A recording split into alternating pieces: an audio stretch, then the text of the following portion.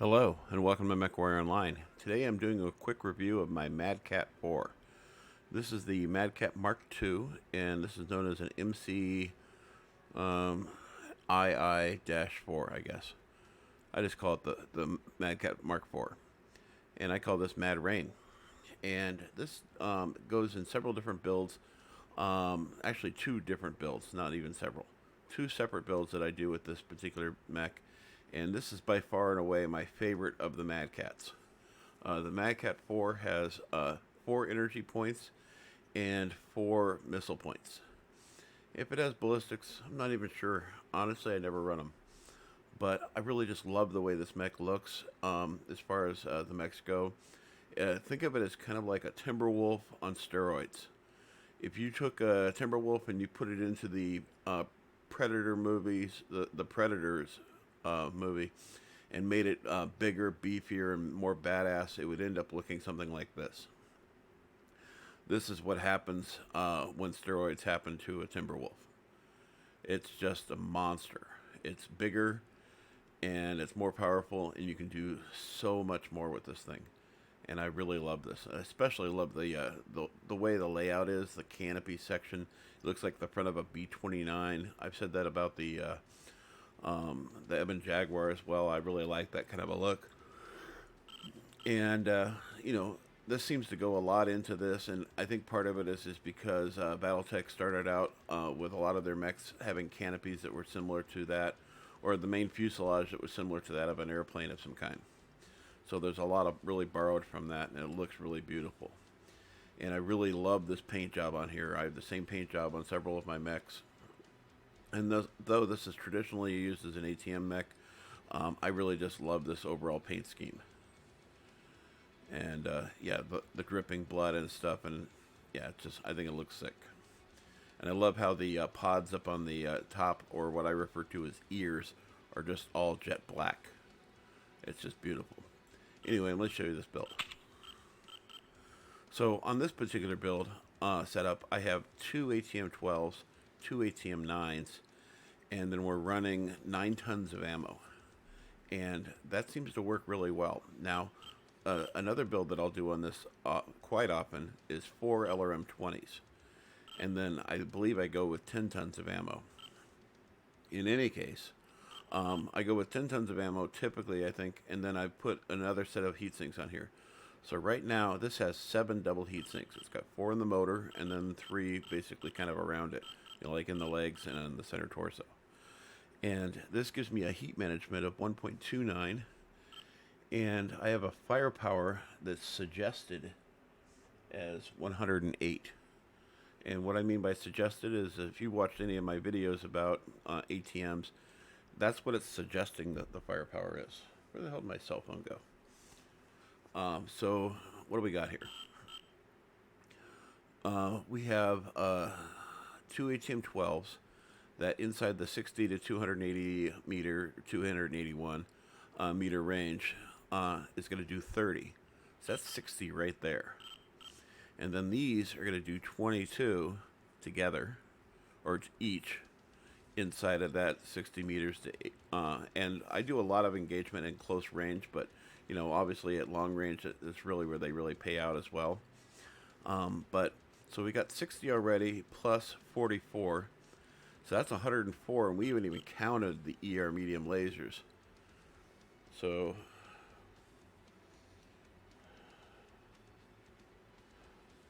(104) plus 24. That's a alpha strike of 128. Now, granted, that would be the actual firepower rated inside of that 60 meters to 280 because ER mediums don't have a 0 range. So they'll fire all the way up to point blank range, and then their optimum goes all the way out to 400, which is long after the 280 meters. But inside of that range there, if I did an alpha strike, I could do 128 damage in an alpha strike. Granted, I would probably explode because this is not that cool a mech. Now, if I reduce some of the armor, or some of the ammo and the armor, I might be able to squeeze out a single alpha strike without exploding, but it's pretty doubtful. I do know that I can do 4 ATM-9s and Alpha Strike with the ER mediums, and it does go really hot, but it stays much cooler because I have the ability to add an additional 2 double heat sinks on board, even with endoskeleton and or standard ferrous. I really honestly didn't even bother putting even a half a ton more ammo on here because with this build out, I've never run out of ammo, not once.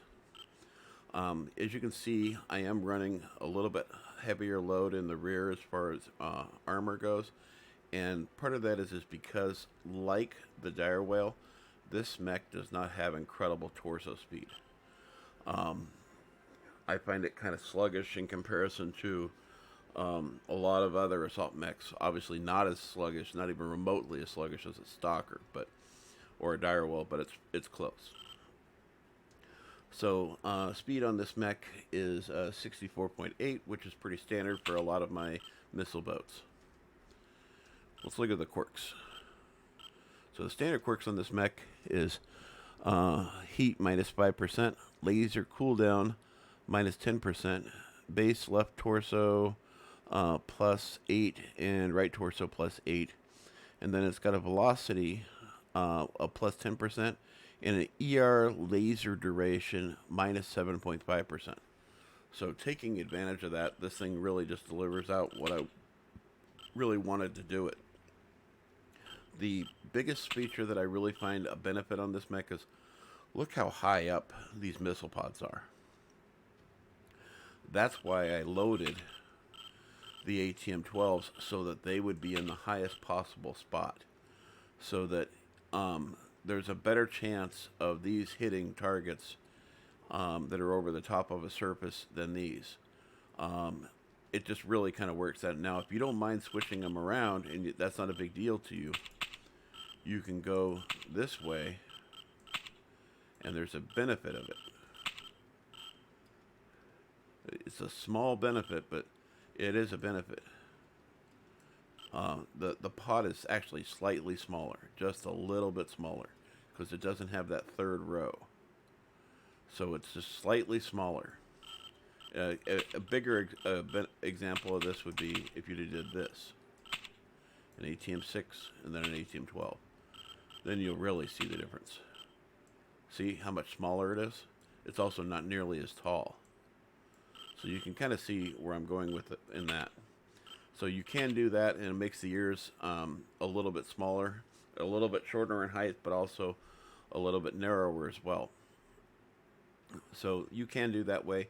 I went with this because I wanted to get as many missiles on target as I can, and if somebody's going up over the top of a surface, I want to put as many missiles forward as I possibly could. If they had a ATM-20, I'd be using that, and then doing ATM-6s down here or something, as an example.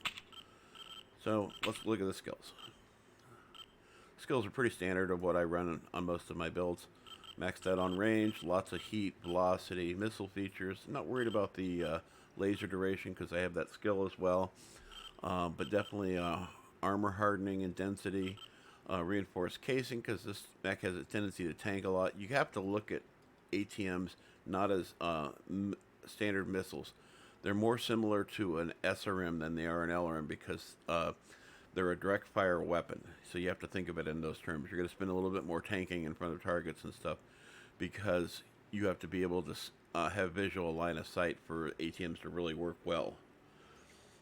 You don't always have to have visual line of sight because they will duck around corners and stuff a little bit, but they are not famous for going up and over.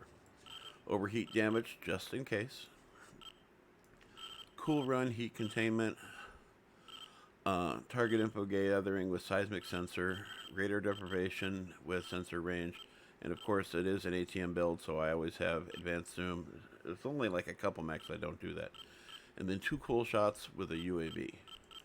That makes this thing for really a lot of fun, and I really dig playing this mech. And honestly, I'm kind of at a crossroads. I can't figure out which one I like better, the LRMs or the ATMs on this, because these are so high up. They kind of work both ways. Which one have I had more damage in? ATMs every single time. LRMs are really close though. I've had a couple of really good matches where I did over 1,200 damage with the LRMs, but it's not as common. I do more damage typically. I have more matches where I do over 600 damage with the ATMs than I do with the LRMs. Sometimes, you have some good matches. Sometimes you have some bad ones. I post a lot of my bad ones because I want to show people that, I'm not that great a player. I just happen to have a channel, and I want to give people information. Anyway, I hope you found this informative, and I hope to see you on the battlefield.